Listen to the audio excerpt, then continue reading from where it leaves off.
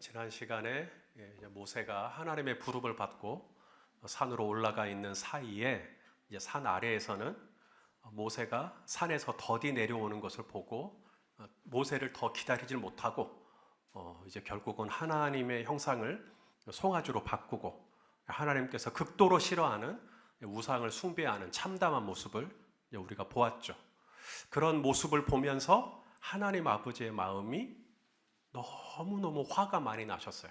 하나님이 화가 나셨다라고 말씀합니다. 어느 정도로 화가 났냐면 하나님이 모세에게 내가 지금 이 산 아래에 있는 이 백성들, 이스라엘 백성들을 싹 다 밀어버리고 싹 다 죽여버리고 내가 너를 통해서, 모세를 통해서 다시 새로운 민족, 새로운 나라를 시작하겠다. 자, 우리 10절 말씀을 한번 읽겠습니다. 시작. 그런즉 내가 하는 대로 두라. 내가 그들에게 진노하여 그들을 진멸하고 너를 큰 나라가 되게 하리라. 여러분, 이 제안을 모세에게 하지 않고 다른 누군가에게 했다면 누군가는 이 제안이 참 달콤하게 들렸을 법합니다. 기존에 있던 사람들 싹 다 몰아내고 내가 너를 통해서 완전히 새롭게 다시 시작하겠다 라는 말씀을 들었을 때 이것을 오히려 아멘, 주 예수여 원했습니다, 이렇게 말씀하시는 분도 있을 수 있겠다.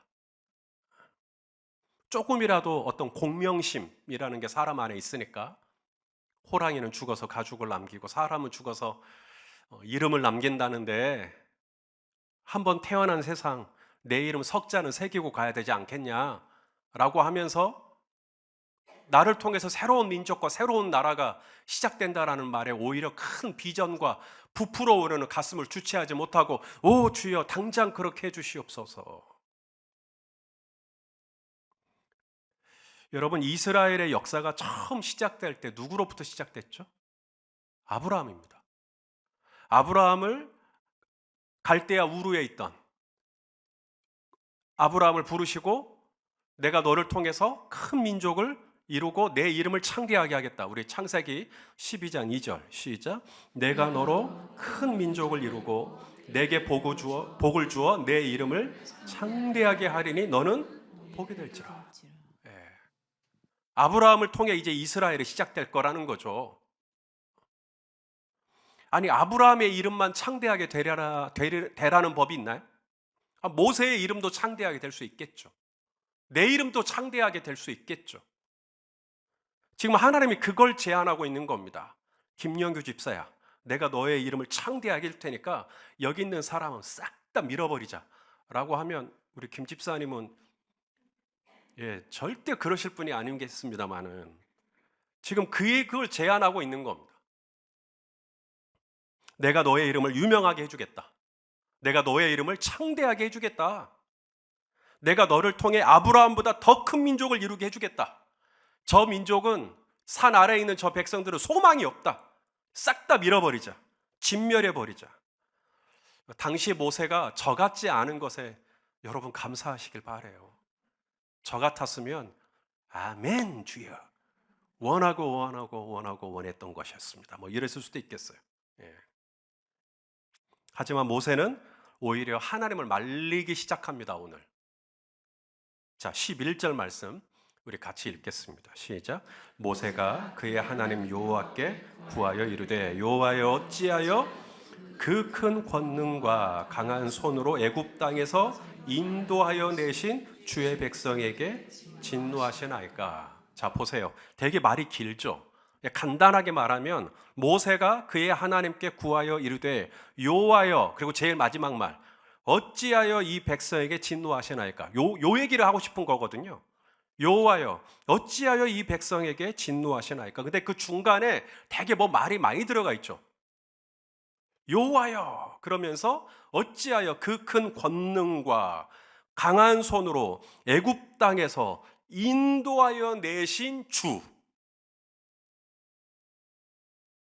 지금 모세는 단순히 하나님께 하나님 지금 이렇게 이 백성들에게 화를 내시는 건 맞지 않아요 라고 얘기를 하고 있는 게 아니라 왜 하나님이 지금 이 백성을 진멸하면 안 되냐면 하나님과 이 백성과의 관계가 굉장히 특별하다는 걸 지금 이야기하고 있는 거예요.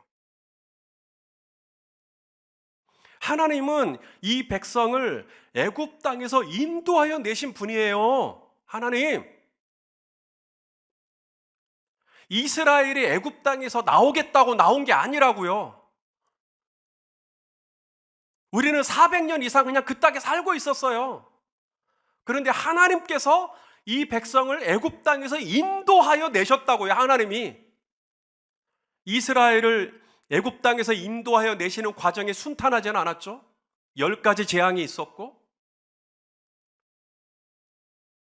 하나님의 큰 권능과 강한 손으로 이 백성을 인도하여 내셨다.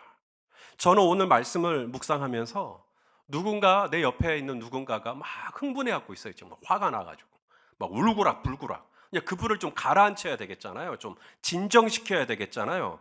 좀 다운이 될 수 있도록, 감정이 약간 좀 누그러질 수 있도록 어떻게 할 것이냐, 오늘 모세를 통해 그걸 배웁니다. 모세가 제일 먼저 한 게 뭐냐면 상대방을 인정하고 칭찬해 드리는 거예요. 여러분, 사람이 항상 모든 일에 다 잘할 수 있을까요? 여러분 다 잘하신가 봐요. 사람이 항상 모든 일에 다 잘할 수 있나요? 그러면 사람이 항상 모든 일에 다 못할 수도 있나요? 그런 거. 수학이 20문제 우리 자녀가 시험을 보는데 20문제 뭐 다 틀릴 수도 있겠지만, 아니 사지선다 중에 1번만 쭉 내리니까 20번까지 다 그렇게 썼다 해도 한두로 막지 않겠어요? 마음에 안 드는 구석이 18가지가 된다 하더라도 한두 가지는 그래도 있겠죠. 마음에 드는 구석이 억지로도 찾으면, 아무리 못해도 그걸 딱 잡아서 칭찬하고 인정해 주는 겁니다.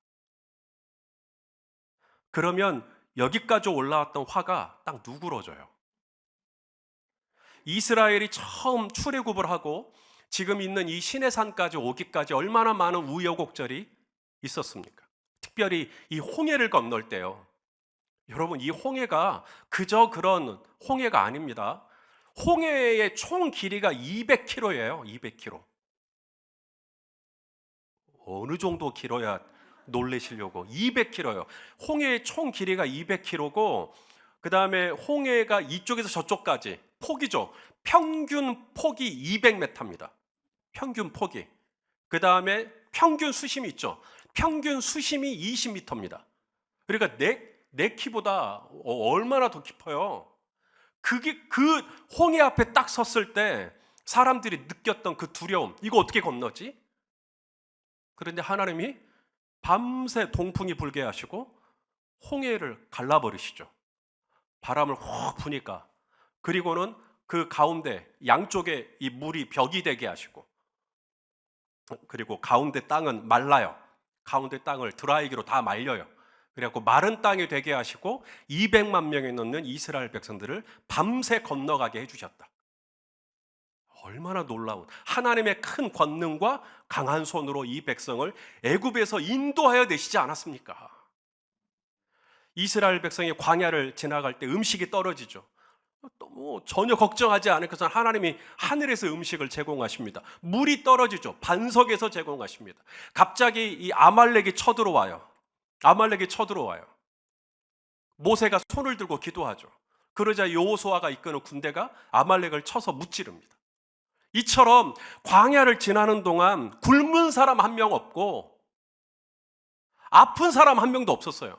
다친 사람도 없었고, 낮에는 구름 기둥으로 그늘을 제공하시고 밤에는 불 기둥으로 따뜻하게 하시고, 하나님의 큰 권능과 강한 손으로 애굽에서 인도하여 낸 이 백성, 지금 모세는 하나님이 얼마나 큰 권능을 가지신 분이시고 하나님이 얼마나 강하신 하나님이시고 이걸 지금 딱 인정해 드리고 있는 거예요. 하나님은 크신 권능의 하나님이세요. 하나님은 강하신 하나님이세요. 저희가 이 애굽에서 인도하여 올 때 저희 그거 다 봤어요. 저희 다 그거 체험했어요. 하나님이 어떤 분인지, 하나님이 얼마나 뛰어나신 분인지, 하나님이 얼마나 놀라우신 분인지 이를 막 이야기하는 거예요. 그때 하나님의 진노가 살짝 1단 정도 내려갑니다.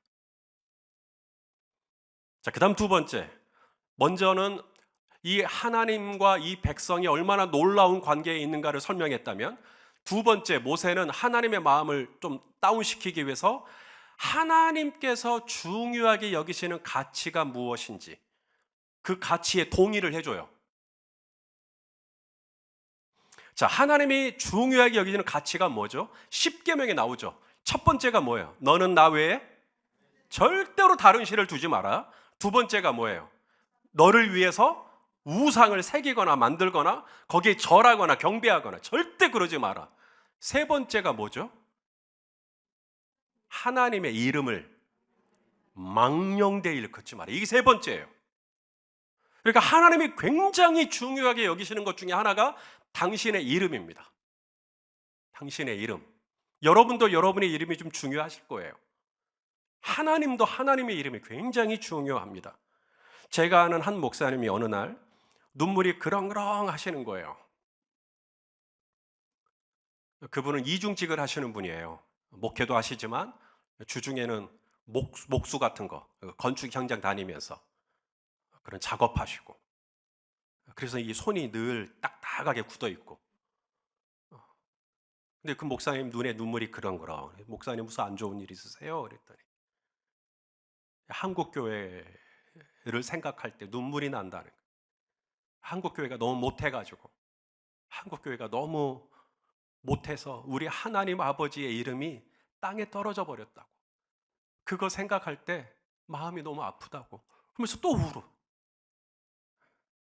저는 그 모습을 보면서 한국 교회를 사랑한다면 이런 모습이지. 이게 진짜 한국 교회를 사랑하시는 모습이지. 한국 교회 잘못했다고 얘기하는 분들 진짜 많아요. 한국 교회 이게 문제다 저게 문제다 하시는 분들 진짜 많아요. 한국 교회가 이런 게 문제다라고 하면서 뒤로 살짝 빼서 뭐라 그러냐면 나는 그 정도는 아니다라는 걸 깔고 있는 거예요. 한국 교회는 이런 게 문제가 있는데 나는 그 정도는 아니다라고 하면서 본인의 의로움을 드러내는, 저는 그런 수가 다 보이는데, 그런데 이분은요 정말 한국 교회를 아껴요. 한국 교회를 정말 사랑해요. 그리고 한국 교회가 정말 잘해서 하나님의 이름이 욕되지 않았으면 좋겠다. 하나님이 얼마나 당신의 이름에 민감하신 하나님이신데 교회가 잘못해가지고 하나님의 이름이 땅바닥에 떨어져 버렸다고. 이런 분이 진짜 한국 교회를 사랑하시는 분이죠. 우리 시편 말씀 잘 아는 말씀, 시편 23편 3절 말씀 읽어보죠. 시작. 내 영혼을 소생시키시고 자기 이름을 위하여 의의 길로 인도하신도다. 할렐루야. 여러분, 때로는 우리의 영혼이 다운될 때가 있어요. 낙담할 때가 있어요. 정말 그냥 다 싫어, 막 그럴 때가 있죠. 그런데 내 영혼을 하나님이 소생시켜 주세요.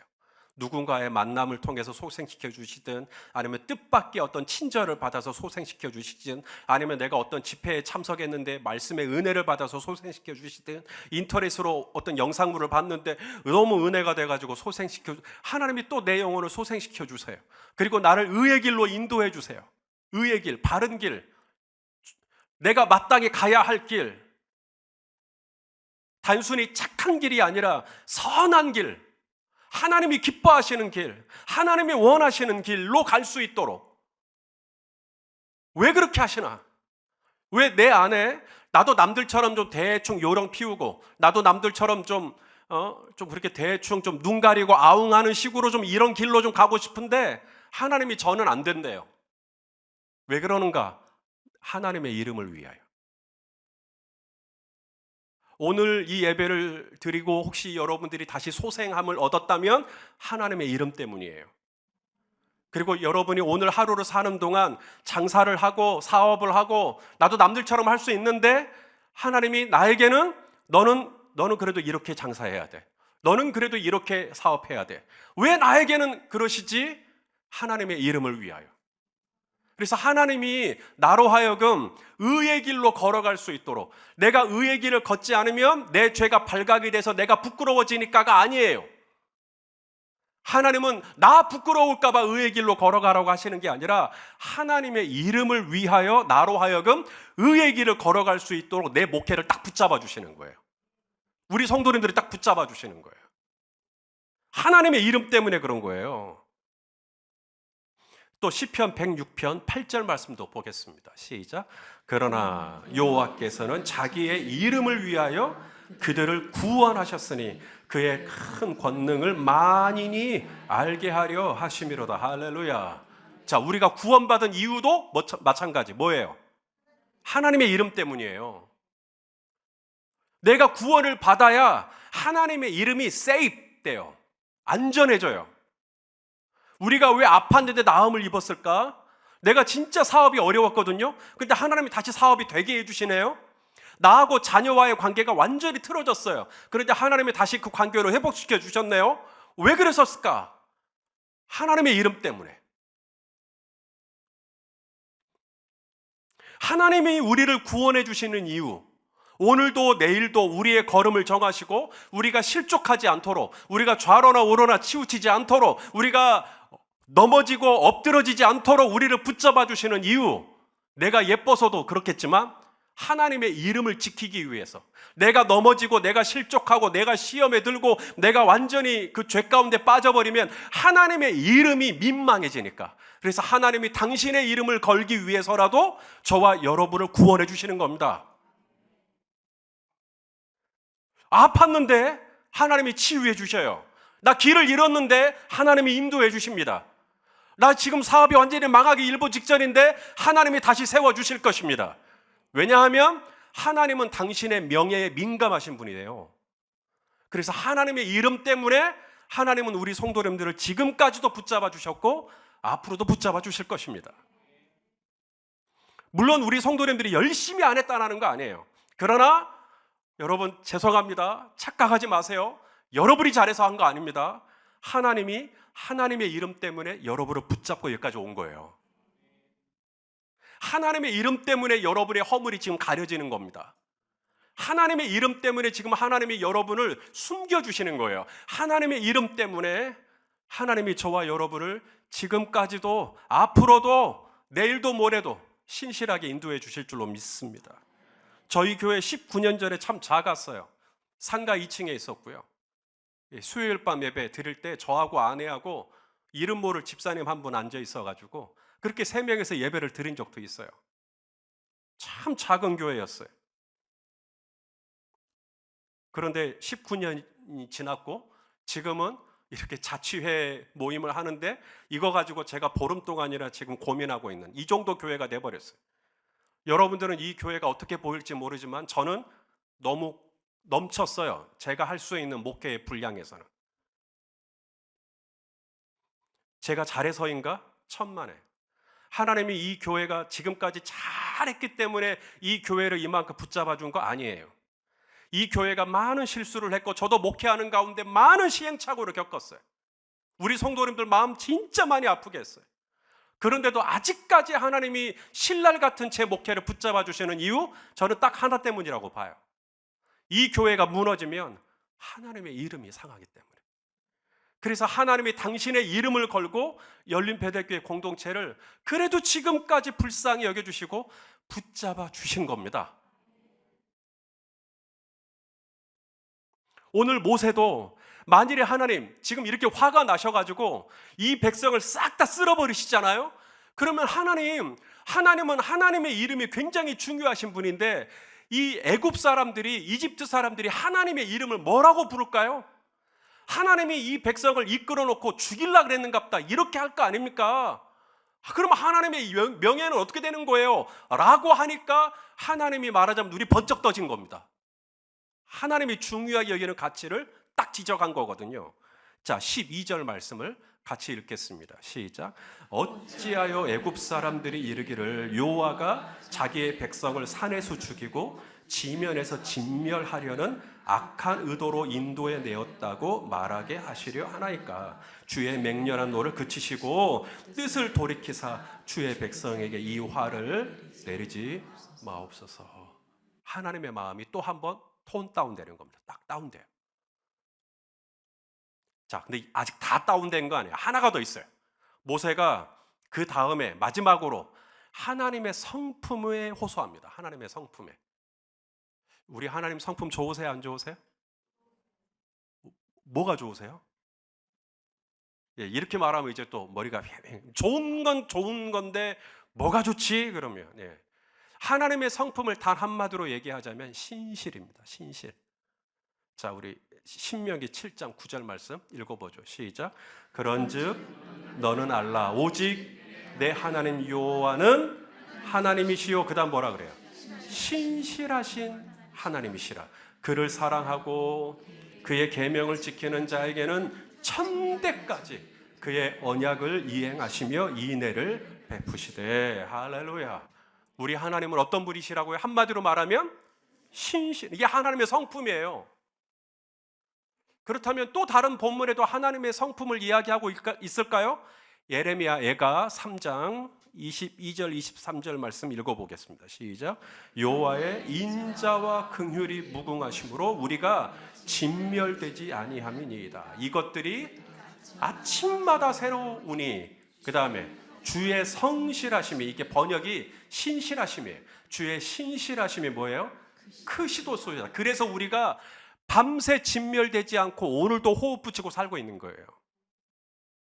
만약에 하나님이 저와 여러분의 죄대로, 저와 여러분이 잘못한 대로 밤사이에 심판해버렸다. 그러면 우리는 이제 진멸돼서 끝나는 거예요. 그런데 하나님이 분명히 어제도 내가 엉뚱하게 살았거든요. 엉성하게 정말 하나님의 마음을 정말 심심치 않게 아프게 해드렸는데 하나님이 인자와 긍휼이 크셔가지고 신실하셔서 그걸 다 덮어주시는 거예요. 그래서 오늘까지 오는 거예요. 여러분, 신실하신 하나님이시기 때문에 하나님이 다 하실 수 있지만 이것만 못하는 게 하나 있어요. 신실하신 하나님이시니까 딱 하나 못하시는 게 생기는 건데 그게 뭐냐면 약속을 어기는 겁니다. 신실하지 않다면 본인이 한 약속을 본인이 잊어버리거나 아니면 본인이 지키지 않거나, 그럼 우리는 신실하지 않구나. 하지만 우리 하나님은 신실하려고 노력할 필요가 없어요. 왜냐하면 하나님 자체가 머리에서 발끝까지 뭐예요? 신실하시기 때문에. 그래서 하나님은 다 하셔도 못하시는 것, 하나님의 약속을 어기시는 겁니다. 그게 신실하신 하나님. 지금 모세는 그 신실하신 하나님의 성품에 마지막 호소합니다. 우리 이사야 55장 11절 말씀 읽어볼까요? 시작.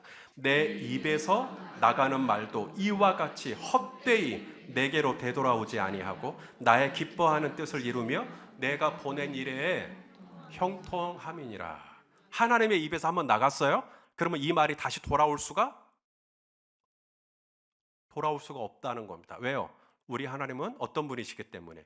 신실하시기 때문에. 지금 하나님이 화가 많이 났어요. 우상을 숭배하는 이스라엘 백성들을 보니까 하나님이 지쳐버렸나 봐요. 이제는 그냥 이들을 포기하고 싶은가 봐요. 그런데 모세가 이 하나님의 마음을 지금 누그러뜨려야 되잖아요. 근데 마지막에 하는 말이 뭐냐면 하나님 그런 분 아니시잖아요. 하나님은 신실하신 하나님이시잖아요. 하나님이 하신 약속을 아무리 화가 난다고 깡그리다 취소시켜버리는 그런 분 아니시잖아요. 아브라함에게 하셨던 약속, 그 아들 이삭에게 하셨던 약속, 그 아들 야곱에게 하셨던 약속, 아니 나도 기억하는 이 언약의 말씀을 하나님께서 잊으실 리는 없잖아요. 하나님 화를 누그러뜨리시고 범죄한 이 이스라엘 백성들을 용서해 주세요 라고 했다는 거예요. 자, 마지막 13절 말씀 또 읽어보겠습니다. 시작. 주의 종 아브라함과 이삭과 이스라엘을 기억하소서. 주께서 그들을 위하여 주를 가리켜 맹세하여 이르시기를 내가 너희의 자손을 하늘의 별처럼 많게 하고 내가 허락한 이 온 땅을 너희 자손에게 주어 영원한 기업이 되게 하리라 하셨나이다. 하나님의 약속을 다시 상기시키죠. 하나님이 신실하신 분이기 때문에. 그러니까 하나님의 마음이 누그러져요. 그리고 오늘 본문 마지막 14절에 자, 뭐라고 말씀하십니까? 14절이 아마 없을 거예요. 여러분 성경책을 보시고 읽어보시죠. 시작. 여호와께서 뜻을 돌이키사 말씀하신 화를 그 백성에게 내리지 아니하시니라. 할렐루야. 자, 모세가 어떻게 우리 하나님 아버지의 마음을 누그러뜨렸는가 그게 보이세요? 첫째, 하나님의 능력을 인정해 드리고 칭찬해 드리는 거예요. 하나님은 크신 권능과 강한 손으로 이 백성을 인도해 주셨어요. 여기까지. 하나님이 아말렉으로부터 이 백성을 지켜주셨고, 먹을 것 없을 때 하나님의 음식도 주셨잖아요. 하나님의 능력과 하나님이 행하신 일, 하나님이 잘하신 일을 인정해 드리는 거예요. 그 다음 두 번째, 하나님이 중요하게 여기시는 가치를 읽어내는 거예요. 여러분, 사람이 왜 화를 낼까요? 내가 중요하게 여기는 가치가 틀어졌기 때문에 화를 내는 겁니다. 예를 들어서 내 자녀가 서로 막 싸워. 그러면 나는 내 자녀가 화목하게 지내는 게 중요한 가치이기 때문에 내 자녀가 서로 싸우고 불화하는 모습에 내가 화가 날 수 있어요. 내가 화가 났다라는 것은 내 성정이 안 좋다는 얘기가 아니라 나는 내 아들과 내 딸이 사이좋게 지내는 걸 굉장히 중요하게 여기는구나 라는 뜻이에요. 내가 운전을 하는데 누가 갑자기 푹 하고 끼어들었어요. 그리고는 깜빡이도 켜지 않고 미안하다고 하지도 않고 그냥 그러면 막 화가 나요. 왜 화가 나는가? 저 사람이 무례했구나. 거기에 그걸 뒤집으면 나는 평상시 누군가와의 관계에 있어서 예의라는 걸 굉장히 중요하게 여기는 사람이구나라는 걸 알게 되죠. 여러분이 화를 내는 이유는요, 여러분이 중요하게 여기는 가치가 어긋났기 때문입니다. 그걸 알아주는 거예요. 지금 하나님이 지금 이 백성에게 이렇게 화를 내는 것 보니 하나님은 정말 하나님이 온전히 예배를 받으시고 하나님이 온전히 경배를 받으시는 것을 굉장히 중요하게 여기시는군요. 하나님은 하나님의 이름이 땅에 떨어지는 것을 원치 않으시는, 하나님의 이름이 망령되이 일컬어지는 걸 절대로 원치 않으시는, 하나님께서 중요하게 여기는 가치를 딱 알아들이는 겁니다. 그러면 마음이 딱 다운이 돼요. 내가 화를 내는 그 액면을 보는 게 아니라 내가 화를 낼 수밖에 없었던 내 안에 중요하게 여겼던 가치를 딱 읽어줬기 때문에. 그 다음 세 번째가 바로 하나님의 성품이에요. 하나님의 성품을 이야기하는 거예요. 하나님의 마음이 딱 다운이 되는 겁니다. 오래전이에요. 한 자매님이 자녀 문제로 저에게 이제 전화를 하셨어요. 아주 화가 엄청 나 있었어요. 목사님 좀 만나요. 이제 안 만나면 끝장날 것 같은. 근데 저한테 화가 나신 줄 알았는 처음에는 그게 아니라 이제 자기 자녀라는 거예요. 아들인지 딸인지 제가 명확하게 하진 않겠습니다. 자녀 문제로 좀 목사님하고 상담을 좀 해야 되겠다. 그래서 오시라 그랬어요. 그래서 제 목양실로 와서 이제 앉았는데 화가 그냥 엄청 나 있는 거예요. 그래서 도대체 무슨 일 때문에 그러시냐고 이야기를 듣고 보니까 화낼만 하더라고요. 정말 이 자녀 때문에 속이 너무너무 상하셔가지고 제 앞에서 계속 우시는 거예요. 제가 이분을 이제 위로해 드려야 되겠잖아요. 상담이니까. 어떻게 위로해 드릴 수 있겠는가? 오늘 모세가 했던 방법 그대로 했어요.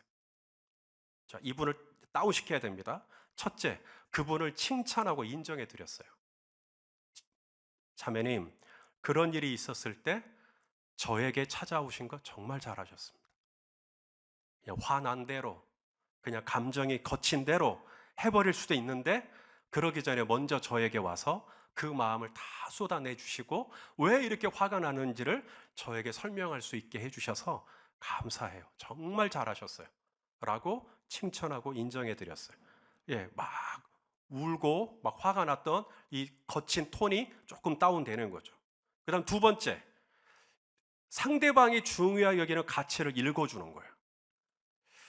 자매님을 보니, 자매님이 지금 이 문제 때문에 이렇게 화를 내는 것을 보니 자매님은 딸과 아주 솔직하고 정직한 관계를 제 딸이라고 얘기를 해버렸네. 딸과 아주 솔직하고 정직한 관계를 원하시는군요. 그렇다는 거예요. 엄마는 딸에게 감추는 게 없는데 딸은 자꾸 숨기려고 하고 거짓말을 하고 그래서 너무 화가 난다는 거예요. 그래서 지금 자매님이 굉장히 중요하게 여기는 것은 정직이고 진실이고 딸과 아주 친밀한 관계를 원하시는군요 라고 이렇게 제가 읽어드렸어요. 그랬더니 목사님 말씀이 맞다는 거예요. 두 번째로 다운이 되죠. 자, 마지막 세 번째, 자매님의 성품입니다. 자매님, 제가 자매님을 지금까지 봐왔던 자매님의 성품은 굉장히 온유하십니다. 저는 자매님이 이렇게나 얼굴이 화가 많이 나 있는 모습을 처음 보는 것 같아요. 지금도 혼자 생각하고 혼자 마음대로 결정하고 이렇게 해버리는 것이 아니라 이 문제를 놓고 정말 막 경찰서까지 가고 싶은 마음도 있는데 저에게 먼저 와서 이런 마음을 다 이야기하신 것. 자매님은 정말 온유하셔요. 자매님은 정말 성품이 부드러우시네요. 그러니 이 문제를 조금만 더 기도해 보면서 좀 기다려 보면 어떨까요? 라고 했을 때 이제 자매님의 마음이 상당히 많이 내려가 있죠. 그리고 뭐 결론부터 말씀드리면 이후에 이제 딸도 같이 교회에 나와서 지금 신앙생활을 같이 하고 있습니다. 화목하게 된 거죠. 여러분, 성경은 이렇게 말씀해요. 마태복음 5장 9절 말씀 읽어볼까요? 시작.